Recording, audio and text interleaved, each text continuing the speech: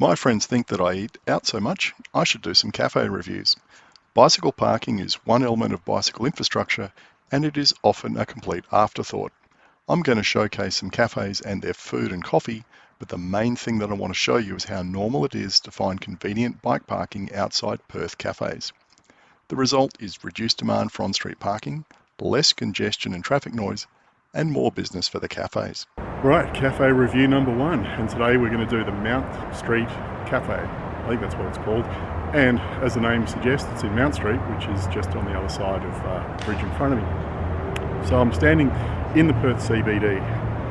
There's a nice tall building for you, just to prove we are in fact there. And I've always thought this is a great location because it's the bottom of the hill from Kings Park. So people will go exercise in Kings Park and just shoot down the hill and stop there. It's heavily favoured by cyclists and runners in the morning, and also by businessy type people who don't want to get a coffee and breakfast in the CBD. They just duck over there and get a feed. And I've been going there for years, and I've got to say the tuck has always been absolutely first class. This is one of my go-to places that I compare everything else against. So let's go right over the bridge and have a look at this place. Now, it may get a little bit noisy in a sec, and you might not be able to hear me, but I just wanted to show you how close it is actually to the CBD. So what we're doing now is we're riding over the Kwinana Freeway. Over to my left is the Narrows Bridge. Over to my right is Parliament House. In front of me is the hill going up to Kings Park. And I'm going to have to put the camera down in a sec to navigate the bollards at the end of the path here. I'm trying not to kill myself.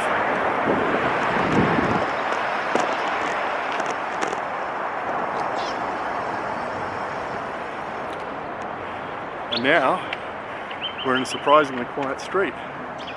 Now there's a new building just over there on my left behind me where they put a cafe in the basement. And as far as I know, no one's ever made a go of it because this place is so good. Right, it's even got bike parking right out the front. Let's get some food. Before we get into the food and coffee, let's just briefly look at the bike parking. Now, unfortunately, this place only has 2 bike hoops, and they're bolted into bricks. And what I discovered last time is that's actually really dodgy. I would not park my bike here overnight, because what happened last time is the bricks became quite loose and it was possible to lift the whole apparatus out of the ground. And being like a U-shaped thing, it'd be quite simple for a thief to just lift up one end of that loop, slide your bike lock out under the bottom and take off with your bike. But look, for casual parking, dropping in here for breakfast and a coffee, given how many people sit outside here, and you can sit outside in the sun and keep an eyeball on your bike, it's not such a problem. Now, only having 2 bike loops is actually quite a problem because this place is very popular with cycling groups.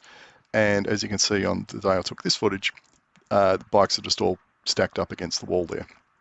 And that's quite normal. There's, you usually find bikes just all over the place around here. Now, this is a dead-end street, and so parking is obviously quite limited. And most of the traffic, I think, for this cafe, or most of the business, comes from foot traffic, people walking over the bridge from the CBD, runners and cyclists coming down the hill from Kings Park, or cyclists just coming from anywhere, because it's right on the main bike path which goes through the CBD, and that's where most of the commuters come from.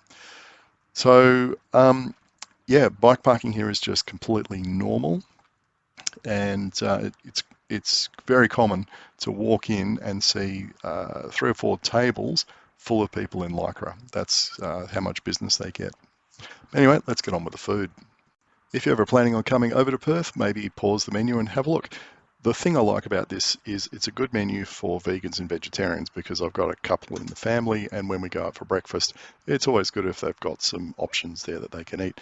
This outdoor seating is all new. It's only popped up in the last couple of years. Quite useful because it used to fill up inside very quickly.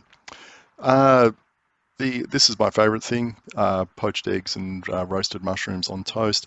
They also do a absolutely fantastic shakshuka Coffee's always good. Service is always good. They get really good staff in here, that's for sure.